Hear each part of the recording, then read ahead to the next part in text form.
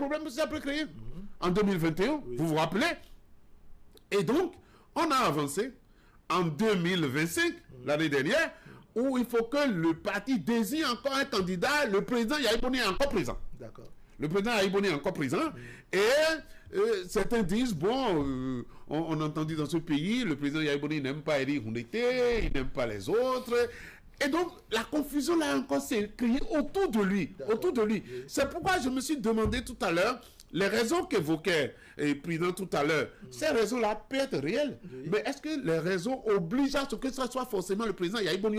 D'accord. C'est ça. Là, attends, est-ce qu'on ne peut pas tirer vraiment leçon, je dirais, des réalités que le parti a vécues, de ce combat mené et autres, faire un point et dire, bon, après tout cela, au-delà des questions de santé évoquées, dire, bon, on se retire, ne serait-ce que momentanément, pour permettre à ce que le parti puisse se recomposer, se reconstruire, président Nassérou? La question de santé me semble être un prétexte. Ah bon?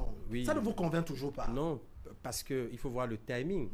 Et ce timing n'est pas anodin. Et au-delà de Boni, il y a son fils qui a quelques ennuis judiciaires ces derniers jours, qui a aussi démissionné. Vous faites un rapprochement. Et donc, on peut bien comprendre. Mais n'oublions pas tout ce que l'ancien président de la République a vécu comme, je dirais, humiliation dans son activisme politique, quitte à aller contre, je dirais, son ancien ami, le président actuel de la République.